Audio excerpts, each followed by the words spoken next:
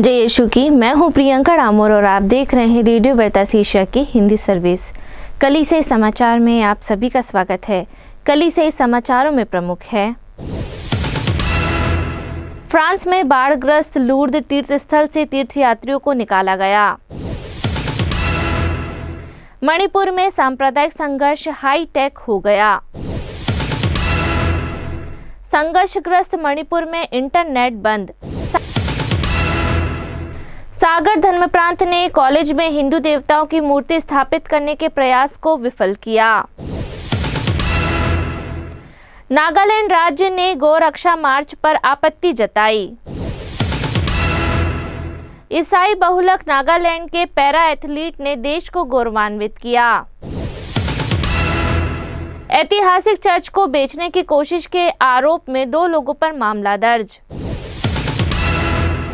केरल उच्च न्यायालय ने अंतर्विवाहिक मामले में आर्च बिशप और पुरोहित को दोष मुक्त किया।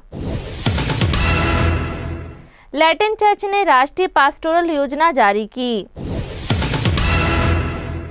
सिलीगुड़ी में शिक्षकों के सेलेशन पुरोहित को सम्मानित किया गया।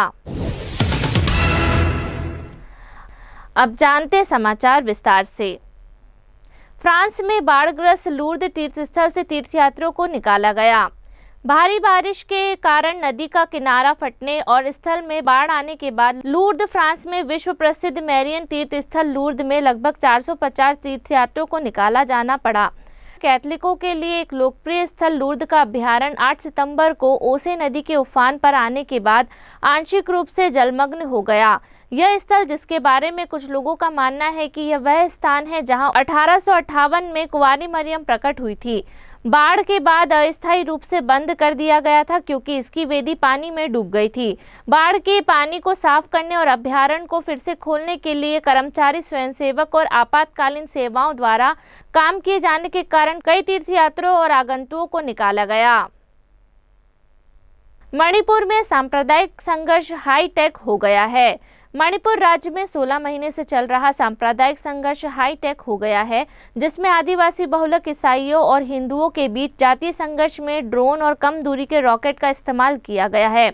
संघीय सरकार ने कहा है कि वे पिछले साल 3 मई को शुरू हुई सांप्रदायिक संघर्ष के दौरान उन्नत हथियारों के इस्तेमाल को लेकर बहुत चिंतित हैं। 8 सितंबर को भारत की पुष्टि नीति के तहत आरक्षण प्राप्त करने के लिए मैतेई हिंदुओं और आदिवासी का दर्जा देने को लेकर फिर से हुई हिंसा में कम से कम 6 लोग मारे गए। संघर्षग्रस्त मणिपुर में इंटरनेट बंद। मणिपुर राज्य में 10 सितंबर को इंटरनेट सेवाओं पर 5 दिवसीय प्रतिबंध लागू हुआ, जहां आदिवासी ईसाइयों और बहुसंख्यक हिंदू 16 महीने से अधिक समय से संघर्ष कर रहे हैं। प्रधानमंत्री नरेंद्र मोदी की भारतीय जनता पार्टी के नेतृत्व वाली राज्य सरकार ने कहा, अस्थायी निलंबन 10 दिसंबर को दोपहर 3 बजे शुरू हुआ और 15 सितंबर दोपहर 3 बजे समाप्त होगा। 9 सितंबर को मैतेई हिंदू समुदाय की महिलाओं और छात्रों ने राजधानी इम्फाल में विरोध प्रदर्शन किया, जो हिंसक हो गया। प्रदर्शनकारी शीर्ष पुलिस अधिकारियों को हटाना चाहते थे और 220 से अधिक लोगों की जान लेने वाले जातीय संघर्ष को समाप्त करने के विफल रहने के लिए सांसदों का इस्तीफा चाहते थे। मीडिया रिपोर्ट के अनुसार 9 सितंबर को हुई हिंसा में 80 प्रदर्शनकारी घायल हुए हैं। सागर धर्म प्रांत ने कॉलेज में हिंदू देवताओं की मूर्ति स्थापित करने के प्रयास को विफल किया। सागर धर्म प्रांत के धर्माध्यक्ष ने कहा कि उनके धर्म प्रांत ने देश की सत्तारूढ़ी पार्टी की छात्र शाखा द्वारा पुलिस की मदद से चर्च द्वारा संचालित कॉलेज में हिंदू देवताओं की मूर्ति स्थापित करने के प्रयास को विफल कर दिया है। भाजपा पार्टी से संबंध अखिल भारतीय विद्यार्थी परिषद के सदस्यों ने 7 सितंबर को मध्य प्रदेश राज्य के सागर धर्म प्रांत में सेंट मैरी पीजी कॉलेज में भगवान गणेश जी की मूर्ति स्थापित करने पर जोर दिया। सागर के बिशप जेम्स अथिकालम ने 9 सितंबर को बताया, यह सच है कि दक्षिणपंथी कार्यकर्ता भगवान गणेश जी की मूर्ति स्थापित करना चाहते थे, लेकिन हमने इसकी अनुमति नहीं दी क्योंकि यह हमारी प्रथा नहीं है। भारत के संविधान का हवाला देते हुए बिशप अथिकालम ने कहा कि दक्षिणपंथी हिंदू समूहों और छात्रों द्वारा अल्पसंख्यक शिक्षा संस्थानों पर अपनी धार्मिक प्रथाओं को थोपना गलत है। नागालैंड राज्य ने गौरक्षा मार्च पर आपत्ति जताई। भारत के ईसाई बहुलक नागालैंड में गौहत्या के खिलाफ अभियान चलाने के एक हिंदू समूह की योजना के राज्य के सत्तारूढ़ गठबंधन सहित कई पक्षों से आलोचना हुई है।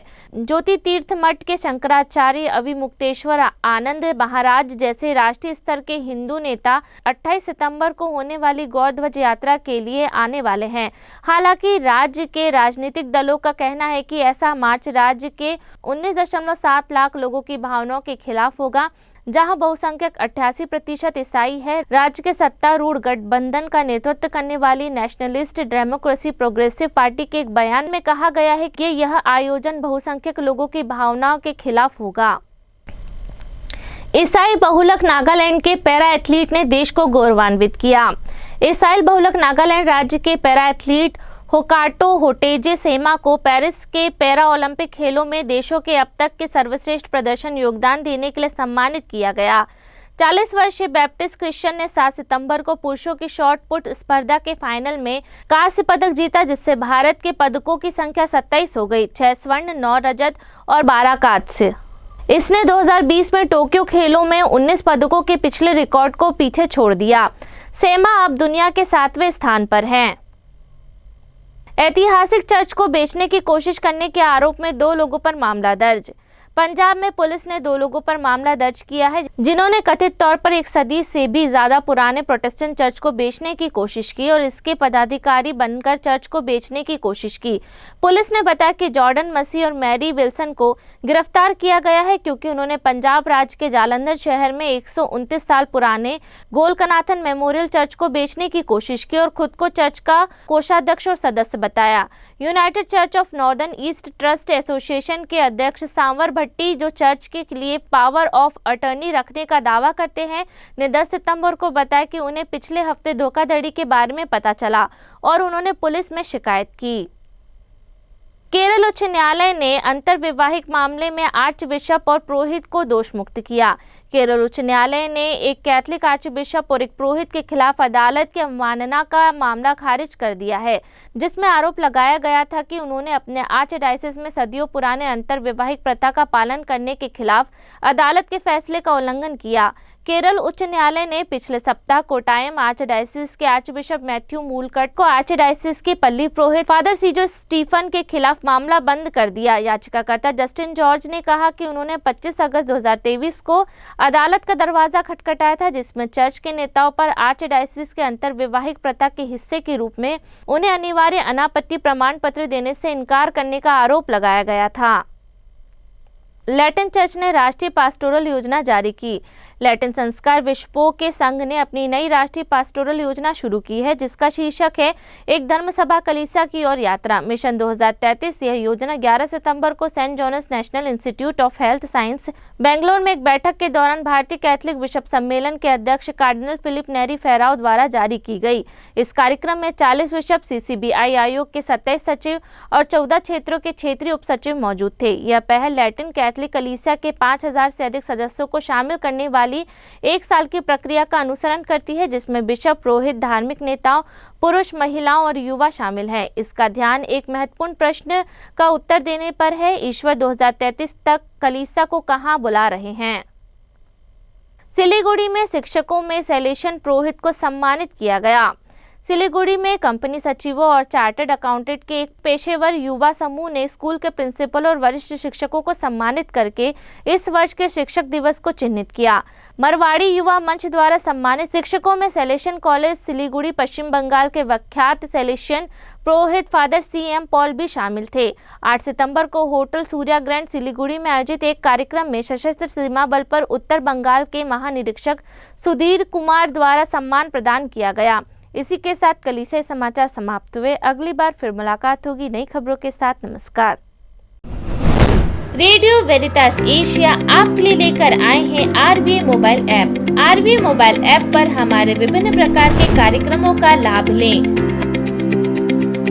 हमसे जुड़े और एशियाई ईसाईयत की आवाज का हिस्सा बने। आज ही ऐप स्टोर एवं प्ले स्टोर से RVA मोबाइल ऐप डाउनलोड करें।